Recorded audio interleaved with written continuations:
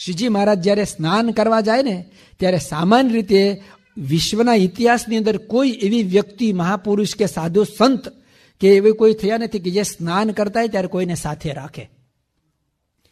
માણસની આ એક ક્રિયા એવી છે કે એમાં એકાંત હોય તો એને વધારે અનુકૂળ આવે.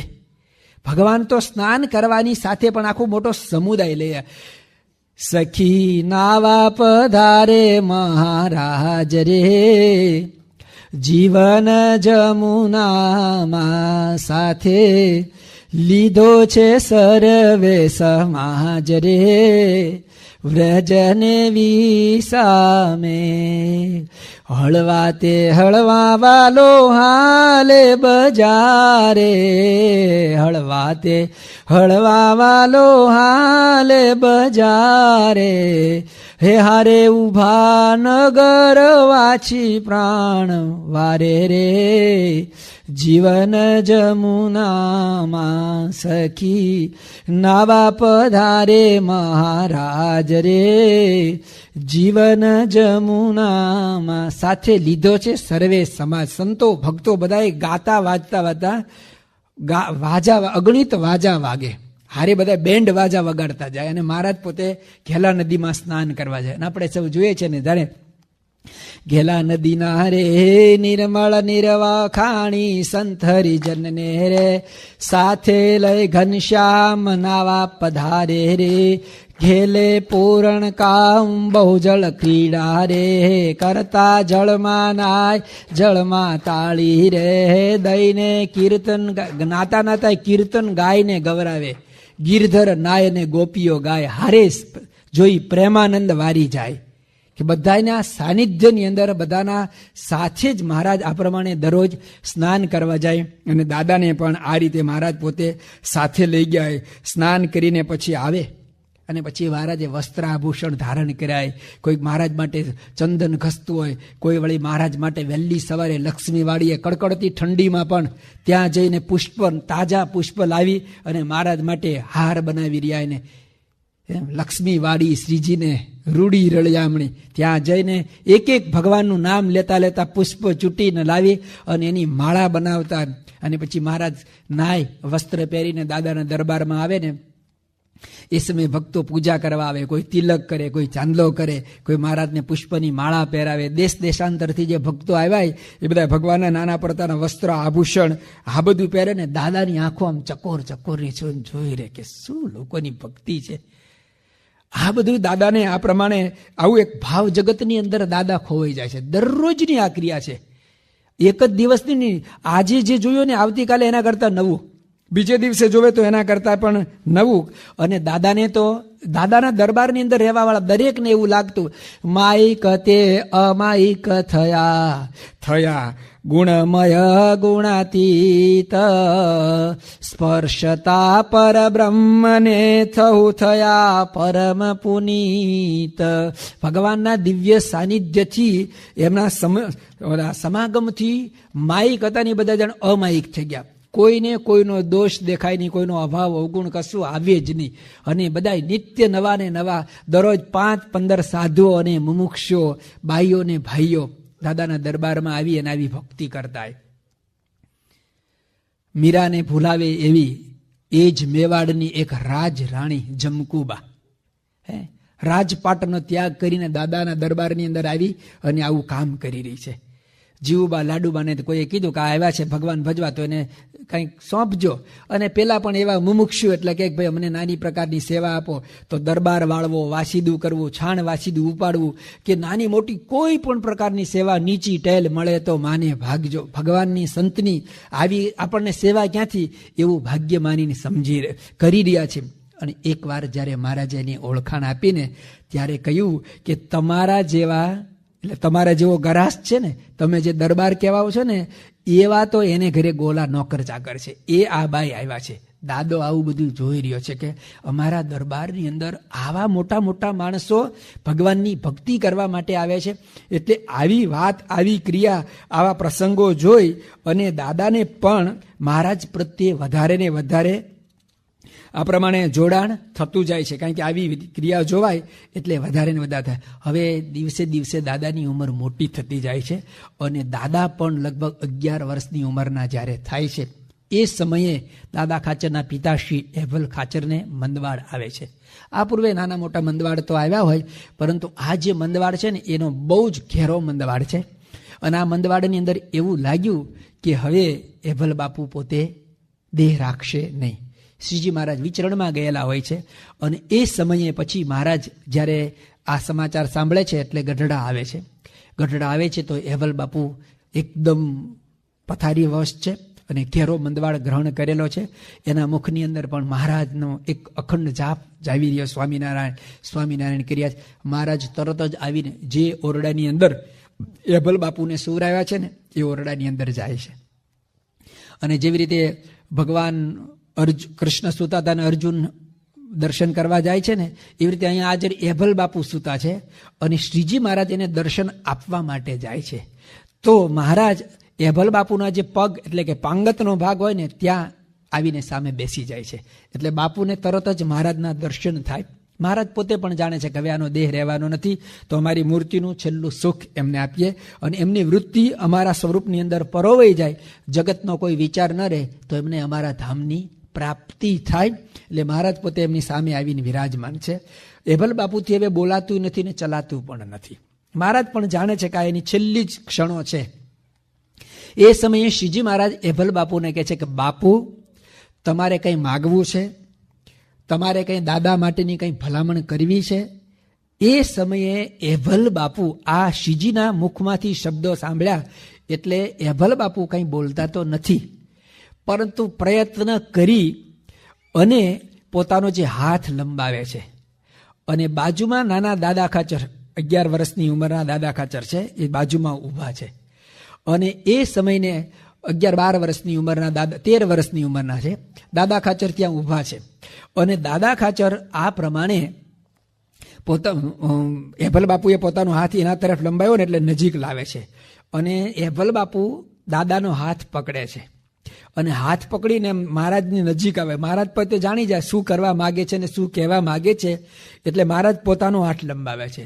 એભલ બાપુ દાદા ખાચરનો હાથ શ્રીજી મહારાજને સોંપે છે કે મહારાજ, મારે બધું કાંઈ જ કહેવું નથી, દાદાનો હાથ અને તમારો સાથ તમે હંમેશા સાથે એને રાખજો અને મારે બીજું કશું જ કહેવું નથી. આટલું કહી અને એભલ બાપુ આંખ બંધ કરે છે, એટલે કે છેલ્લો શ્વાસ છોડે છે.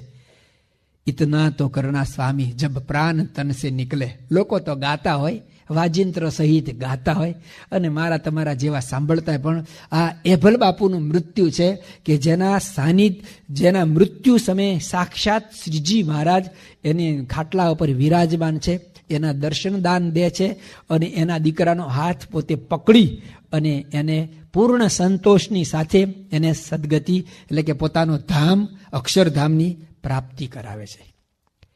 એક બાજુ એભલ બાપુનું એટલે કે એભલ પરિવારના જે મવડી મુખ્ય વ્યક્તિનું દરબારગઢમાંથી 70 વર્ષની ઉંમરે દેહનો ત્યાગ કરવો છે અને એ સમયે પરિવારની અંદર એમના કુટુંબીજનોમાં શોકની લાગણી વ્યાપે એ સહજ સમજી શકાય એવું છે. હજી એભલ બાપુનો અગ્નિ સંસ્કાર વિધિ થયો નથી. આજુબાજુના ભાયાતોને એમના સગા સંબંધીઓને આમંત્રણ તો ન કહેવાય, સમાચાર પહોંચાડ્યા છે કે ભાઈ બાપુનું આવી રીતે અવસાન થયેલું છે, તો એમની અંતિમ ક્રિયા કરવા માટે તમે બધા અહીંયા પધારો. અને નજીક જે ગામડામાં રહેતા એ તરત આવી ગયા, દૂર રહેતા હજી ચાલીને આવવાનું એ સમયના વેલા પ્રમાણે કે ઘોડા પર બેસીને તો આવતા વાર લાગે, ત્યાં સુધી એમનો હજી દેહ અહીંયા આગળ રાખવામાં આવ્યો છે. એ સમયે પૂર્ણ પુરુષોત્તમ નારાયણ સ્વામિનારાયણ ભગવાન જે દરબારની અંદર આવીને રહ્યા છે, રહેવાના છે, એ એક મનુષ્ય ચરિત્ર કરે છે. એવું કહેવાય છે કે દાદાની અગ્નિ પરીક્ષા, સીતાજીની જેવી અગ્નિ પરીક્ષા થઈ હતી એના કરતાં પણ કપરો કઠણ પ્રસંગ છે. શ્રીજી મહારાજ પોતે આ પ્રસંગ બન્યો ને એટલે એમની સાથે આમ તો વન વિચરણમાં આવ્યા ત્યારે જેમ કોઈ વસ્તુ નહોતી એવી અહીંયા પણ કોઈ પોતાની માલિકીની કે સાધન સામગ્રી કે કોઈ દૈહિક જરૂરિયાતની કોઈ વસ્તુ નથી, પણ મહારાજ દાદાના દરબારમાંથી નીચે ઉતરે છે. જીવુબા લાડુબા ને કુટુંબીજનો સુરપ્રભા દેવી સોમપ્રભા દેવી અને દાદા ખાચરના ફોઈ સોમબા ફોઈ એ બધાય જોવે એમ મહારાજ બધાને વિદાયનો હાથ આપણે કરતા ને કે હવે અમે અહીંથી જઈએ છીએ, એવી રીતે મહારાજ કહે છે કે હવે અમે નીકળીએ છીએ, જઈએ છીએ. જઈએ છીએ એટલે કે તમારા ત્યાં આવું એક મૃત્યુનો પ્રસંગ બન્યો છે તો નાના મોટા ભાઈઓ બહેનો આવે એ તમે કરી શકો એટલા માટે નહીં, પણ અમે જે હવે જઈએ છીએ ને એ હવે જેમ એભલ બાપુ ગયા એ પાછા નથી આવવાના, એમ હું પણ હવે જે દરબારમાંથી નીકળું છું ને તે ફરીથી પાછો આવવાનું નથી. એવી ભાવથી એવા શબ્દોથી મહારાજ કહે છે કે એભલ બાપુ ગયા તો હવે અમે પણ આ દરબારમાંથી આજે વિદાય લઈએ છીએ, હવે અમે આ દરબારમાં પાછા આવીશું નહીં. એક બાજુ એભલ બાપુનો અગ્નિ સંસ્કાર અંત્યેષ્ટિ ક્રિયા કરવાની છે, એનું તો દુઃખ છે, એના કરતાં વધારે દુઃખ જો હોય તો શ્રીજી મહારાજ કયા કારણથી અહીં જાય છે? શું આપણી ભૂલ થઈ સેવા સરભરામાં, કે કેવો પ્રસંગ બન્યો કે મહારાજને વિદાય લેવાની વેળા આવી? એટલે આ પરિવાર મહારાજના પગે પડે છે અને કહે છે કે મહારાજ તમે કહો એમ કરીએ પણ તમે અહીંયા રહો. મહારાજ કહે છે કે હવે અમારે અહીંયા રહીને કામ શું? જે એભલ બાપુએ અમને આમંત્રણ આપ્યું હતું અને બાપુના આમંત્રણથી અમે અહીંયા દરબારમાં રહ્યા, આમંત્રણ આપવા વાળો ગયો તો પછી હવે અમે અહીં રહીને કરીએ શું? તો કે પણ એ બાપુ ગયા પણ દરબાર, એનું આ ઘર બાર એ બધું તો અહીંયા મૂકતા ગયા છે. અમને મહારાજ એવા સંસ્કાર આપ્યા છે કે અમારા પ્રાણના ભોગે પણ અમે તમને ક્યારેય ઊની આંચ નહીં આવવા દઈએ. તમારે જે કંઈ વસ્તુ જોઈતી હોય તમે કહો તો અમારું ઘર બાર કુટુંબ બધું જ અમે તમને લખી આપીએ, પણ અહીંયા રહો. મારે કે એ તો બધી મોઢાની વાતો, લખી આપીએ ને એ તો મોઢાની વાતો, પણ ખરેખર આપવાનું આવે ત્યારે કોઈ આપે નહીં. અને આજે લઈને 5-25 વર્ષ પછી પણ તમને એવો વિચાર આવે કે ભાઈ આ દરબારની અંદર છે ને તમે ત્યારે અમને જાકારો આપો તો અમે અત્યારથી જ કોઈ જગ્યાએ જઈને અમારું પણ કોઈ મઠ મંદિર કે સ્થાન ન કરીએ, માટે અમે હવે જઈએ છીએ. કુટુંબીજનોને તો કહે છે ને વીજળી પડે એવો આઘાત લાગ્યો છે, અને થયું કે આપણી શું ભક્તિની અંદર એવી ક્ષતિ ખામી આવી કે મહારાજને આવો એક વિચાર આવ્યો. 100 વાના કરીને મહારાજને વિનવે છે કે મહારાજ તમે કહો એમ કરીએ.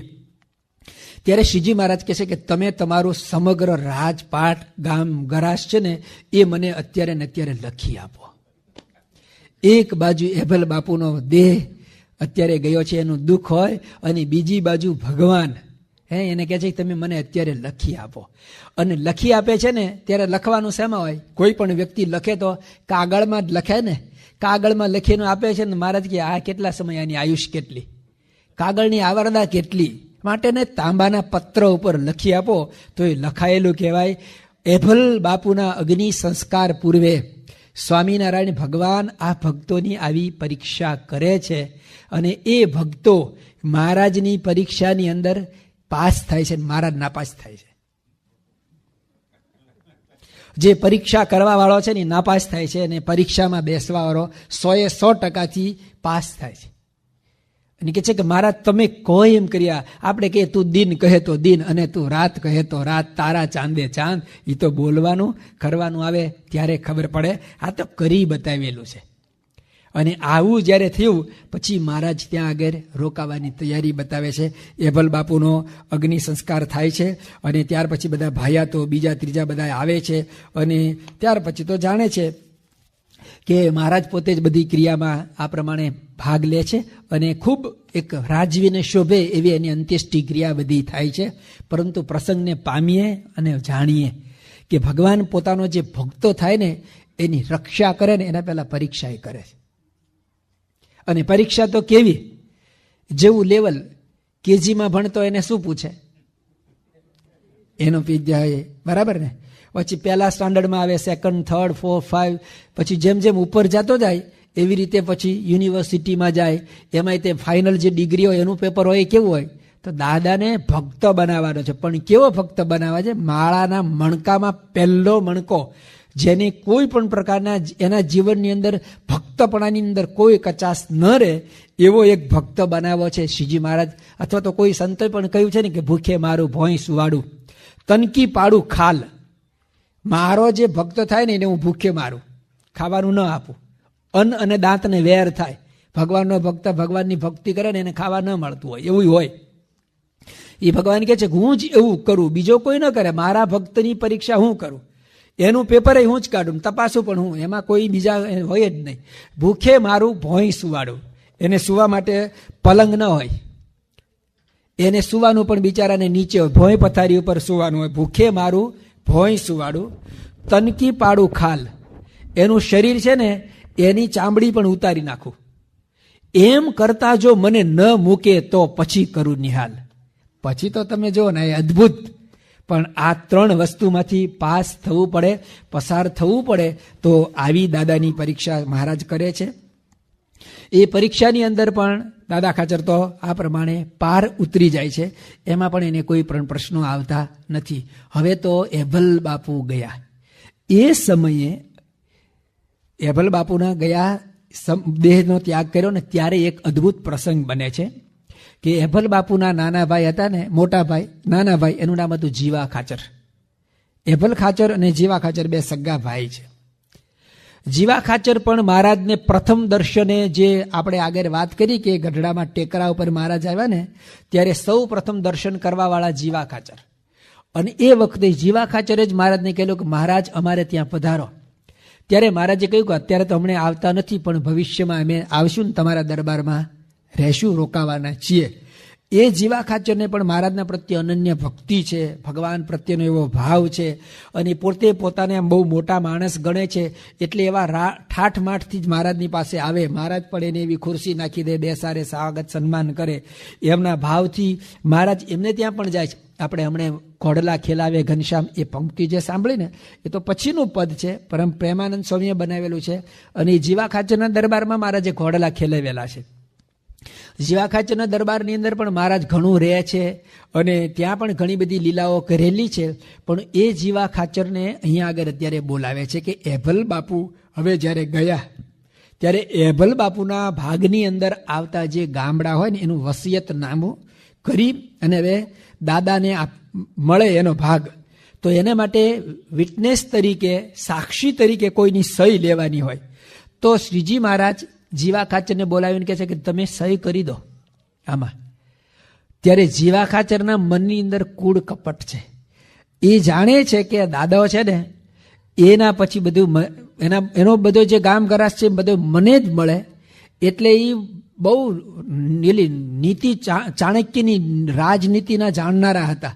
એટલે એણે શું કહ્યું સ્વામિનારાયણ ભગવાનને કે મહારાજ દાદાની હયાતીમાં મારાથી વસાયતનામુમાં સહી ન થાય. દાદો તો જીવે છે ને, એના પછી એને જ મળે, એમાં કાંઈ મારી સહી સાક્ષીની જરૂર પડે નહીં. પણ દાદો હોય ત્યાં સુધી મારાથી થાય નહીં. એ વખતે સ્વામિનારાયણ ભગવાન એક શબ્દ કહે છે કે દાદો તો અખંડ રહેવાનો, દાદો તો ક્યારેય મરવાનો જ નથી. તારા મનમાં, એટલે મહારાજ બોલતા નથી એને, પણ જો તારા મનમાં હોય કે દાદો મરે ત્યારે હું સહી કરું, તો દાદો તો આ પૃથ્વી પર દેહે કરીને અને અક્ષર દેહે કરીને એ પૃથ્વી ઉપર અમર રહેવાનો છે. એ ક્યારેય આ પૃથ્વી ઉપરથી મરવાનો, જવાનો નથી. તો એ વખતે જીવા ખાચરના મનની અંદર શ્રીજી મહારાજનું ભગવાનપણાનું, અથવા તો ભગવાનની અંદર પણ કેવું બુદ્ધિ ચાતુર્ય હોય છે, એની એક ઝલક આવે છે. અને શ્રીજી મહારાજ દાદા ખાચરનું વધારે રાખે છે ને, એનાથી એના અંતરની અંદર નાની મોટી એક ઈર્ષ્યાની ઝાડ ઉત્પન્ન થાય છે. દાદા ખાચર મહારાજને પોતાને ત્યાં જેવી રીતે રાખે, એના કરતાં વિશેષ રૂપમાં જીવા ખાચર હવે રાખવા લાગ્યા. દાદા ખાચરને ત્યાં કોઈ ઉત્સવ થાય તો જીવા ખાચર કહે મહારાજ એક ઉત્સવ મારે ત્યાં કરો. મહારાજ એમને ત્યાં પણ ઉત્સવ કરે.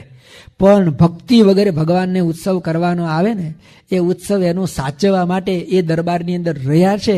એટલે મહારાજ જતા, પણ જેવું મહારાજ દાદાને આંગણાની અંદર પ્રફુલ્લિત હોય ને ખીલે અને લીલાઓ કરે ને, એવી લીલાઓ કે એવો ભાવ ત્યાં બતાવે નહીં. પરંતુ જીવા ખાચરને ત્યાં પણ એવી કરે. દાદા ખાચર લાડુની રસોઈ આપે તો લાડુ બે પ્રકારે બને. એક લાડુમાં ગોળ નાખીને પણ બનાવાય, બીજા એ જ લાડુની અંદર સાકર કે ખાંડ નાખે, એ જરા કોસ્ટલી, કિંમતી કહેવાય અને એ સારા કહેવાય. તો જીવા ખાચર પોતાને ત્યાં જ્યારે ભગવાનને પધરામણી કરાવે ને, ત્યારે લાડુની અંદર ગોળ નાખવાને બદલે સાકર નાખે અને બીજા જે એલાયચી વગેરે પણ વધારે પડતું નાખે. અને આમ જાણે વધારે વૈભવી છું અથવા મારો ભાવ પણ વધારે છે એવું બતાવે. પણ સખી ઉપર ને રંગ રાચે નહીં, સખી ઉપરને રંગે રાચે નહીં, દંભ દેખી રે દંભ દેખી રે, રહે દયાળુ દૂર કે, ભૂધર ભૂખ્યો છે ભાવનો. ઉપરને રંગે ભગવાન કોઈ દિવસ રાચે એટલે વશ થાય નહીં. અહીંયા આગળ તો શ્રીજી મહારાજ જે રહ્યા એ આમ જોઈએ ને તો વન વિચરણમાં મહારાજ જ્યારે નીકળ્યા ને ત્યારે એમણે પોતે જ એવો સ્વયં સંકલ્પ કરેલો કે ગોદોહન માત્ર કોઈ જગ્યાએ મારે ન રોકાવું. ગાય સવારે અને સાંજે 2 ટાઈમ દોવાય. ગાયને દોવાનો જે સમય હોય ને એને ગોદોહન માત્ર સમય કહેવાય. એટલે આજે અત્યારે ગાયને દોવામાં આવી તે પછી 12 કલાક પછી ફરી દોવાય. એટલે કે કોઈ એક સ્થાનની અંદર એક જગ્યાએ એક વ્યક્તિ પાસે પણ આટલો સમય ન રહેવું એવો ખુદ મહારાજ સંકલ્પ કરીને આવે છે. અને વન વિચરણ દરમિયાનમાં આપણે જોયું કે કેટલા મોટા રાજા મહારાજાઓ પોતાના રાજ્ય સત્તા સુંદરી આ બધું સમર્પિત કરવા તૈયાર થાય છે. તે છતાં પણ મહારાજ ત્યાં બંધાતા તો નથી જ. હા, એનો ભક્તિભાવ જોઈ એ ભક્તિ સ્વીકારવા માટે કોઈને ત્યાં માસ 2 માસ 2.5 માસ પણ મહારાજ રહ્યા છે, પણ બંધાયા નથી, એના થઈને રહ્યા નથી. અને અહીંયા મહારાજ આવ્યા પછી જાણે બંધાઈ ગયા ને એવી રીતે બંધન થઈ ગયું છે. આજુબાજુમાં બધે વિચરણ કરવા જાય અને જ્યારે ગઢડા આવે ને ત્યારે કે હવે જ્યારે ઘરે આવ્યા, અહીંયા અમારા સ્થાને આપ્યા. તો એવી રીતે આ કુટુંબની અંદર મહારાજ બંધાઈને રહ્યા. એનું કારણ શું? શ્રીજી મહારાજ સ્વયં જ જવાબ આપે છે. એક જવાબ સંતોના મુખથી સાંભળીએ. સખી પ્રેમની દોરીએ પાતળો, સખી પ્રેમની દોરીએ પાતળો, બંધાણો રે બંધાણો રે, સખી છે બળવંત કે, ભૂધર ભૂખ્યો છે ભાવનો. ભગવાન પ્રેમ રૂપી દોરીએ કરીને બંધાય છે આ કુટુંબનો પ્રેમ.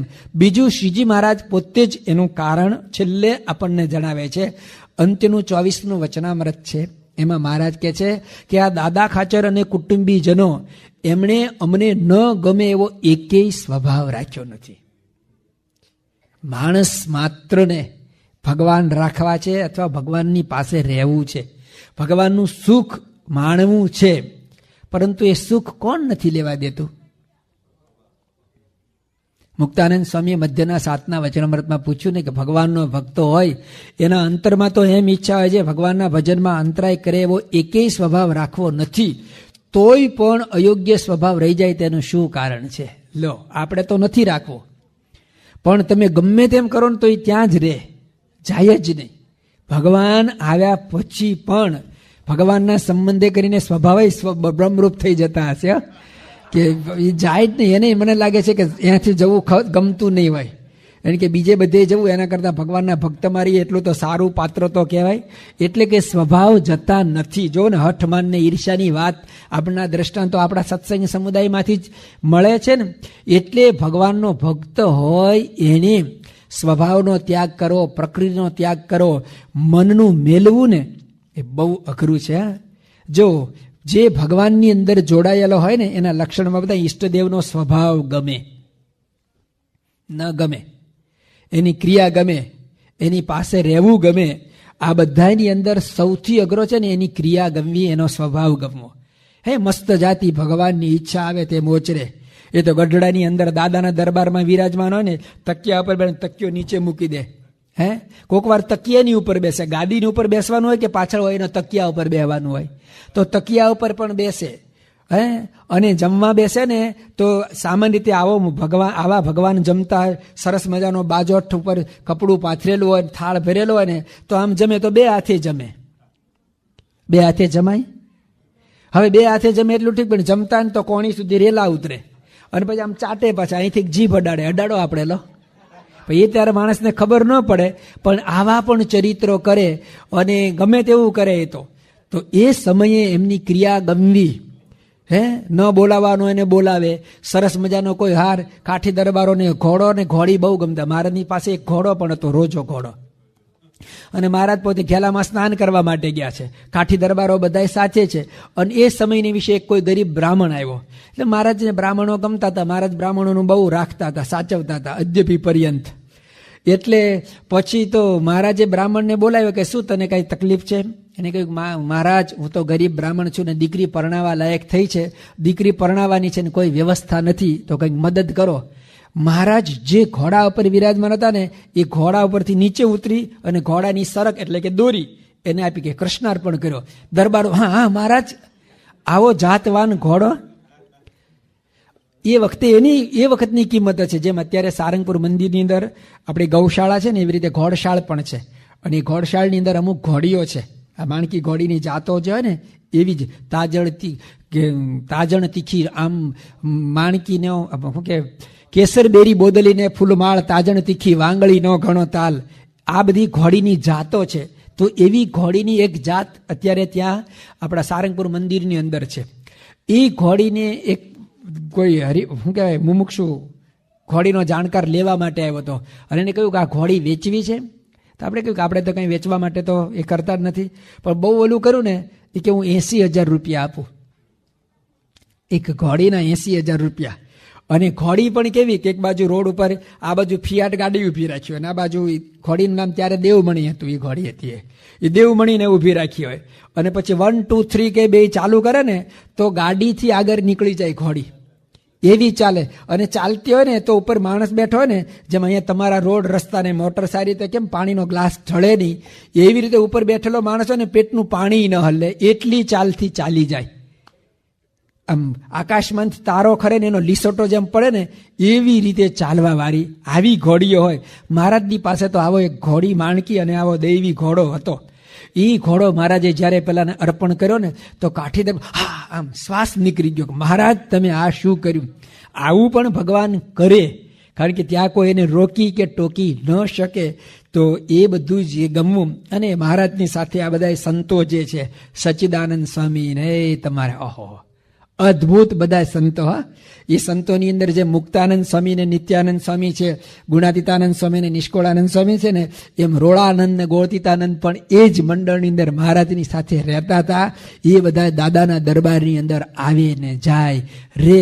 અને એ સમયે બધાની વિશે દિવ્ય ભાવ રાખવો, એ બધાની વિશે નિર્દોષ બુદ્ધિ રાખવી ને એ બહુ અઘરું. દાદાના દરબારની અંદર આટલા બધા સંતો. એવી જ રીતે બધા મહેમાનો આવે. એ મહેમાનોની રસોઈ કરીને જમાડવાના. હવે 12 વાગ્યા સુધીમાં જે આવે ને તો વાંધો ન આવે. સવારથી શરૂ કર્યું હોય રસોડું અને એ ચૂલામાં ધુમાડો ફૂંકવાના. હવે એ ચોમાસાનો સમય હોય, લાકડા ભીના હોય, છાણા પલળી ગયા હોય અને ચૂલાની અંદર નાખે ને એ જે ધુમાડો થાય ને એ વીતતી હોય તે જાણે. આપણને કાંઈ અહીંયા બેઠા બેઠા એનો કોઈ કશો ખબર પડે નહીં. પછી બહુ મુશ્કેલી 2 5 15 નહીં 500 તો સાધુઓ, એની સામે બીજા હરિભક્તો આવે. એક મંડળ એક ગામમાં ગયો, એક જેને ઓળખતો હોય, એક આવે તો 1000 માણસની દરરોજ રસોઈ બનાવવાની હાથી ટીપીને. અત્યારે છે એવા કુકર કે એવી સાધન સામગ્રી નહીં. એ બધું કરવાનું કેવું અઘરું પડે. અને એ પણ પાછા વળી કોઈક રોટલો 2 રોટલા ખાઈને કોક. સચ્ચિદાનંદ સ્વામી એકવાર આવ્યા અને મહારાજે કંઈ કથા કરી હશે અને કથાની અંદર ગોપીઓ દુર્વાસા ગોપીઓના 16,100 થાળ જમી જાય છે ને એ વાત કરી હશે. જીવબા લાડુબા સભામાં બેઠા હતા અને એના મનની અંદર સંકલ્પ હતો મહારાજ એ સારા ગપ્પા મારે છે ને કે 16,108 થાળ એક માણસ જમે. એક થાળની અંદર આપણો એક થાળ હોય અને એક થાળની અંદર 500 ગ્રામ કે 1 કિલો વજન હોય તો કેટલા 16 ટન વજન થાય. એક મોટી લેલન ખટારો ટ્રક ભરાય ને એટલું એક માણસ ખાય. આ તો કંઈ ખોટું જ કહેવાય ને. આવું ખાલી સંકલ્પ થયો ને તે શ્રીજી મહારાજે સચ્ચિદાનંદ સ્વામી જે લક્ષ્મીવાડીની અંદર સિદ્ધાનંદ સ્વામી અને સચ્ચિદાનંદ સ્વામી દાદા ખાચરની વાડી સંભાળતા હતા. અને વાડીની અંદર શાકભાજી, ફળ, ફૂલ અને આ બધું જે થયું હોય એ મહારાજની આજ્ઞાથી ત્યાં બધું દેખભાળ રાખતા હતા. તે દરરોજ તો એનું ભાત જાય એટલે કે ટિફિન જાય. ટિફિન શબ્દ તમે સમજો એટલે બોલું છું, બાકી તો કપડાની અંદર 2 રોટલા ને મરચું કે શાક મોકલે એને ભાત કહેવાય, ભાથું. તો એ ભાથું લઈને જાય ને એ ખાઈ લેતા હોય. પરંતુ મહારાજે કહ્યું સ્વામી તમે કેમ દરબારમાં જમવા આવતા નથી? તો કે મહારાજ અમે તો ત્યાં લક્ષ્મીવાડીએ સેવામાં હોઈએ એટલે અમને સમય મળે નહીં ને અમારે તો એ ટાઈમે ત્યાં બધું કામ આવું હોય એટલે ત્યાં ભાથું અમારું આવે છે ને અમે જમીએ છીએ. તમારે કે તમે કોક વાર તો જમવા આવો. તો સારું, કોક વાર એવું હશે ત્યારે આવીશું. એટલે આવ્યા જમવા, તો આ બાજુ ઠાકોરજીનો થાળ ગયો છે અને સચ્ચિદાનંદ સ્વામી આવ્યા 12 વાગે, એટલે પંક્તિ પડવાને થોડીક વાર હશે. એટલે શ્રીજી મહારાજ એને મોટા ભાઈ પણ કહેતા હતા સચ્ચિદાનંદ સ્વામીને. તો મોટા ભાઈ આવ્યા એટલે મહારાજે કહ્યું, એટલે મહારાજના દર્શન કર્યા પછી કહ્યું કે મહારાજ હું અહીં જમવા આવ્યો છું. મહારાજ કે જાઓ દરબાર ગઢની અંદર. આ બાજુ 500 પરમહંસો ત્યાં છે, વિચરણમાં નથી ગયા, એટલે એની રસોઈ બનાવેલી છે. અને બીજા મહેમાનો હોય એની પણ રસોઈ, મને લાગે 700 કે 1000 માણસની આપણે રસોઈ ગણીએ એટલા માણસની રસોઈ બનાવેલી છે. સચ્ચિદાનંદ સ્વામી આવ્યા કે ભાઈ મને થોડી ભૂખ લાગી છે, લાવો મારે જલ્દી જવું છે જે હોય. તો બેઠા તો કોઈ વર્ણન કરતા કે છે કે ઉભડક પગે આમ જલ્દી જવું હોય ને આમ ઊભા પગે કરી અને જલ્દી જલ્દી ખાઈને નીકળી જવું, એવી રીતે બેઠા. તો દરબારગઢમાંથી રોટલા ને શાક ને જે કંઈ હતું એ બધું લાવવા માંડ્યા. તો લાવ્યા ને તો જેટલા માણસનું બનાવ્યું હતું ને એ બધું સ્વાહા કરી ગયા, કશું કાંઈ જ વધ્યું નહીં. અને એ સમયે હજી આ તો બેઠા હતા, બાજી પાણી હતું તો પાણી પીધું. પાણી પીધું ને પછી પણ કાંઈ હતું ને કે કઈ હવે છે કે ના. એટલે ઊભા થઈને મહારાજના દર્શન ગયા. મહારાજ કે જમ્યા હતા કે અડધું જમ્યા, કે હવે બીજું તો એ લોકોને કઈક હજી બનાવે છે. તો પછી કે વાડીએ ભાતું મોકલજો, કે હવે કે અમને અહીંયા મજા નહીં આવે, કે વાડીએ ભાતું મોકલજો. હવે આવા સંતો જ્યારે ચરિત્ર કરે અને આવી બધી ક્રિયાઓ આંખથી જોવાની હોય, સાંભળવાની મજા આવે, સાંભળવામાં આનંદ આવે. પણ ખરેખર આવું થાય ને ત્યારે એને વિશે દિવ્ય ભાવ રાખવો અને એને બધું સમજવું કે જે લીલા કરો તમે લાલ, તેને સમજવું અલૌકિક ખ્યાલ. સતસંગી જે તમારા કાવે, તેનો કેદી અભાવ ન આવે. આટલા રોટલા ને શાક જમી ગયા એ ફરી દરબારમાં આવે ત્યારે એને કઈ દ્રષ્ટિથી જોવામાં આવે? એ જયારે દરબારમાં આવે તો જો આવ્યો કે બરાબર ને. આપણે તો વાત સાંભળી હોય ને કોઈ માણસ આવે ને તો પણ એનો અવગુણ કે એનો અભાવ આપણી દ્રષ્ટિમાંથી જતો નથી. આ તો મૂર્તિમાન જોયું હોય અને આવે તો. પણ આ એ કુટુંબ છે, દિવ્ય કુટુંબ છે કે મહારાજને વિશે ખરેખર એવી રીતે ખોવાઈ ગયું છે, જોડાઈ ગયેલું છે કે સંતો ભક્તો કોઈ પણ પ્રકારની એવી ક્રિયા કરે, આવે જાય, રમે જમે. બપોરે 2 વાગે કોઈનું મંડળ આવે અને એને જમવાનું હોય, રાત્રે સૂઈ ગયા પછી કોઈ આવે અને ગમે ત્યારે આવે ને જમાડે. અને મહારાજ પણ કેવા ચરિત્ર કરે. કેલાના કાંઠે સ્નાન કરવા ગયા અને ખાખી બાવાઓ જે અમારા માટે અત્યંત અમારા હિતેચ્છુઓ હતા, સ્વામિનારાયણના સંતોના અત્યંત હિતેચ્છુ, એને જોવે ને ત્યાં જ મારે અને એને કેમે કરીને એનું નખોદ નીકળી જાય ને એવી રીતે ખાઈ ખપુચીને પાછળ પડેલો જે ભેખ, એમાંના એક ભેખધારી બાવાઓ ઘેલા નદીમાં મારા સ્નાન કરતા ને ત્યાં આગળ આવીને ઉભા રહ્યા. તો સામે મોટી ડેલીના માલિક જીવા બાપુ પણ છે. અને મહારાજે જીવા ખાચરને કહ્યું કે બાપુ, આ બધા બાવાઓ આ વરસાદનું સિઝન છે, બિચારા પરળે છે, તો એને કંઈક આશરો આપીએ.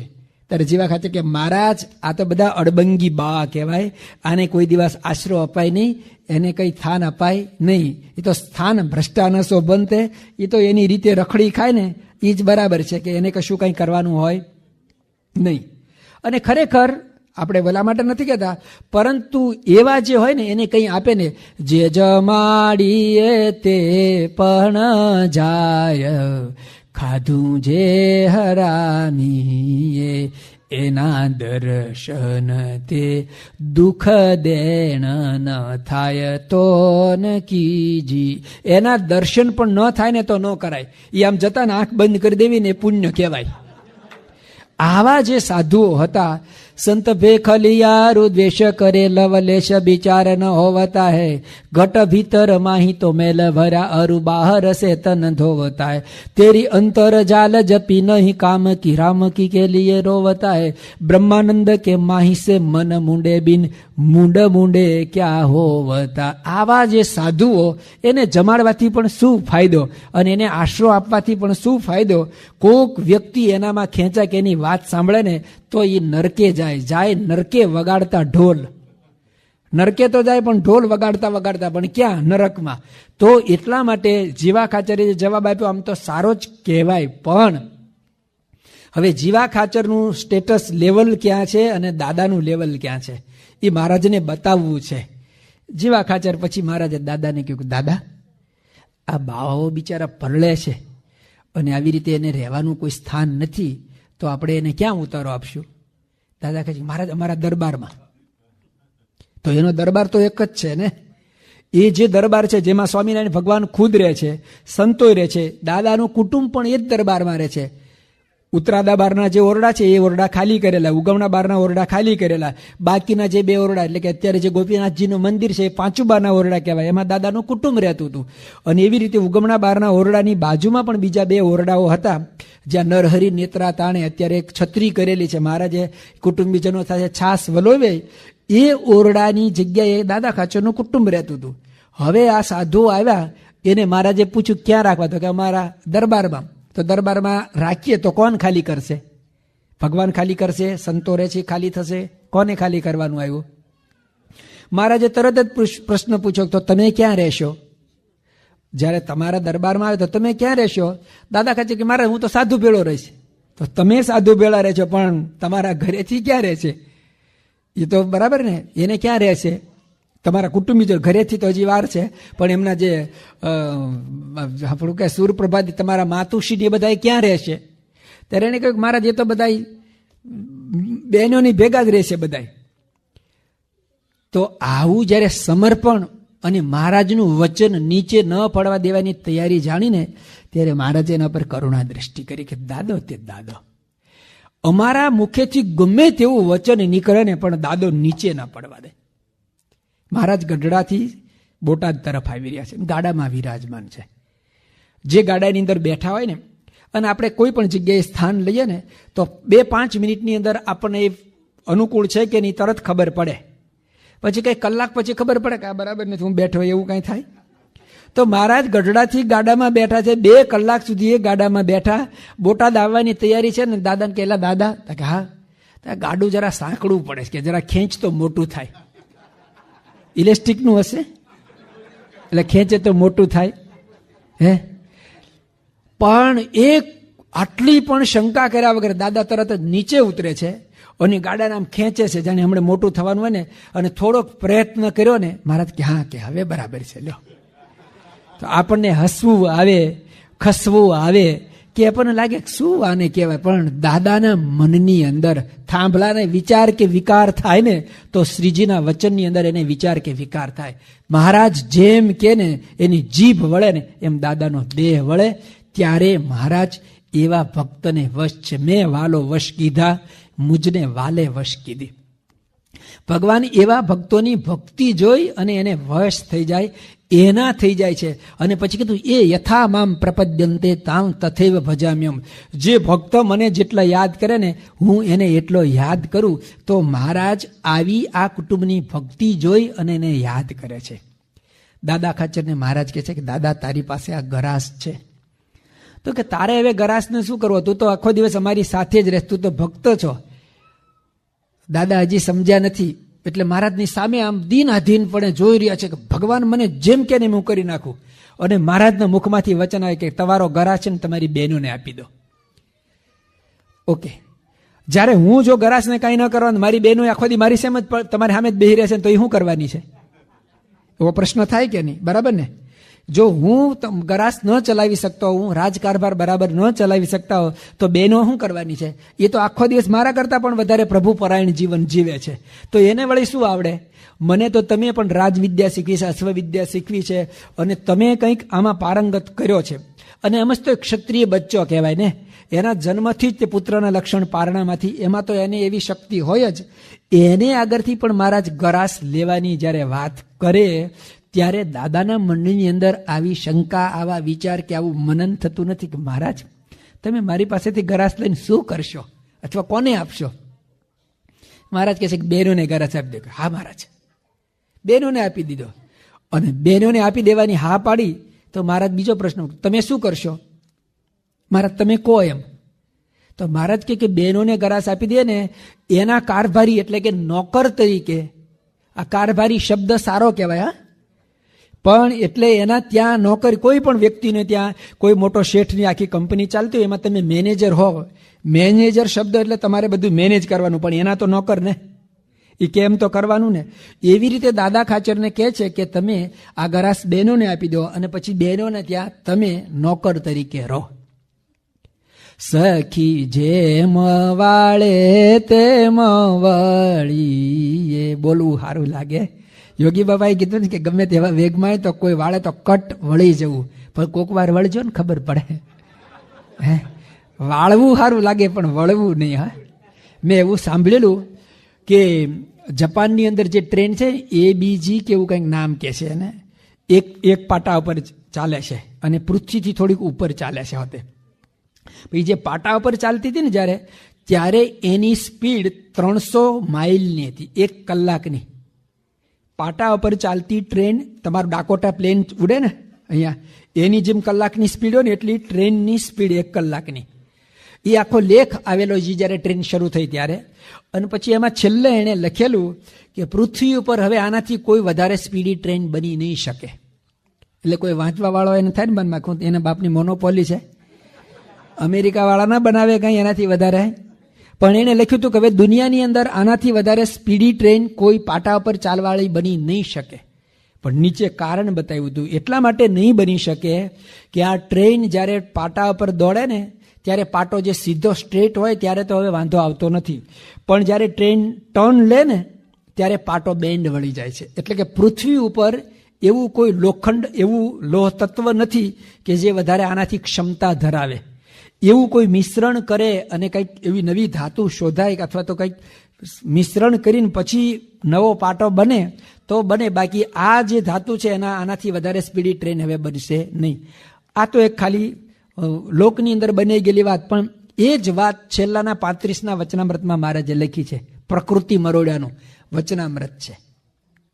વચનામૃતનું ટાઇટલ જ છે પ્રકૃતિ મરોડ્યાનું, કે જ્યારે કોઈ આપણી પ્રકૃતિને મરોડે ને, તમે તમારા ઘરની અંદર જમવા માટે બેસતા ને ડાઇનિંગ ટેબલ ઉપર, આ ખુરશી ઉપર બેઠા ને અહીંયાથી ઉભા કરીને બેહાર જ ખબર પડે.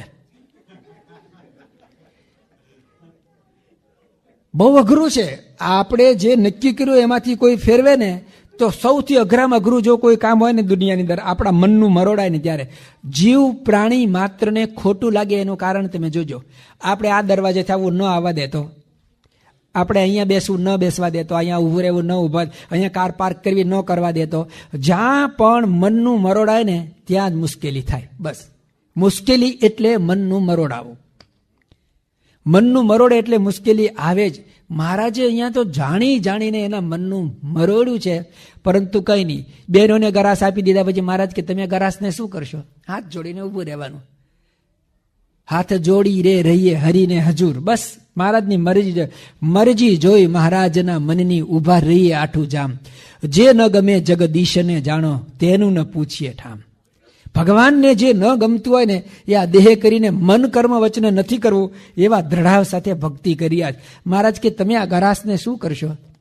મહારાજ કે આપ કહો એમ. તો કે તમે ગરાસ પાછો આપી દો. પાછો આપી દીધો. અને આ તો એમ કે ભાઈ એને આપ્યો બીજા કોકને આપ્યો તો, અરે બીજાને શું ગમે તેને આપી દીધો હોત ને તો પણ એના મનમાં શંકા ન થાત કે ભગવાને અમારી પાસે લઈને આને શું આપ્યો. એ તો સમર્થ છે, સમગ્ર પૃથ્વીના અધિપતિ છે. જો હું તમે આપણે સૌ પણ ભગવાન બોલીએ છીએ. ભગવાન એટલે શું કોણ એ થોડુંક જાણીએ પણ છીએ, પરંતુ એને સત્ય અર્થમાં જો જાણીએ ને તો ભગવાનની શક્તિ કેટલી હોય. ભારતની વાત કરું ને તો ભારતની અંદર પણ નાના બાળકો હોય ને એને હવે થોડોક અંગ્રેજી શબ્દ, કુટુંબીજનો ભલે સાવ સૌરાષ્ટ્રમાં જ્યાં અંગ્રેજીનું ચલણ ન હોય ને ત્યાં પણ આ એક શબ્દ આવી ગયો છે. ઘરની અંદર કોઈક મહેમાન હોય ને તો પહેલાં એવું કહેતો જાય ત્યારે આવજો. આવે ત્યારે આવજો કહેવાય, આવો એમ કહેવાય, અને જાવ ત્યારે જો શબ્દ વધારે લાગે આવજો. નાનું છોકરો હોય ને એને આમ હાથ કે ટાટા, બરાબર ને? ટાટા એટલે આવજો. ટાટા એટલે નાનું છોકરું હોય ને ઘરમાં બોલે ને તો શું કહેવાય? ટાટા એટલે આવજો. પણ 16 વર્ષનો છોકરો બોલે ટાટા એટલે, તો ટાટા બોલે ને તો ભારતની અંદર ટાટા, બિરલા, અંબાણી એ બધા છે ને મોટા ઉદ્યોગપતિ છે. એટલે એને ખબર પડે કે ટાટા એટલે ઘરે કોઈ મહેમાન આવે કે જાય એ ટાઈમે આમ હાથ ઊંચો કર્યો ને તો ટાટા એટલે આવજો કહેવાય. પણ વાતમાં ટાટા બોલ્યા હોય ને તો ટાટા એટલે આવજો ન કહેવાય. ટાટા એટલે ભારતના એક ઉદ્યોગપતિ. અને ભારતની અંદર મોટી ઘણી બધી ગાડીઓ અને બધા પેટ્રોલ પંપની અંદર બધા મશીનો જે હોય છે ને બધા ટાટાના બનાવેલા હોય છે. ટાટાની કેટલી બધી પ્રોડક્ટ્સ છે કે જે ભારતની અંદર ખૂબ અગ્ર સ્થાને આવે છે. તો એ ટાટા શબ્દ આવે ને તો નવયુવાન હોય ને એના મનમાં આમ ટાટા જેવું થવું છે, એવું એટલે કે પૈસા. હવે એ તો એટલું જાણે, પણ ખરેખર જે ટાટાનું એની વેબસાઇટમાંથી કે ઓલું આખું એનું શું કહેવાય, એની કેટલી બધી કંપનીઓ છે અને એની માલ મિલકત કેટલી ને કેટલા ઓલાથી જાણતો હોય ને ટાટા શબ્દ બોલે તો એને ખબર પડે કે તને ટાટાનો પાર્ટનરશિપ બનાવવામાં આવે તો રાજી થાય કે કુરાજી?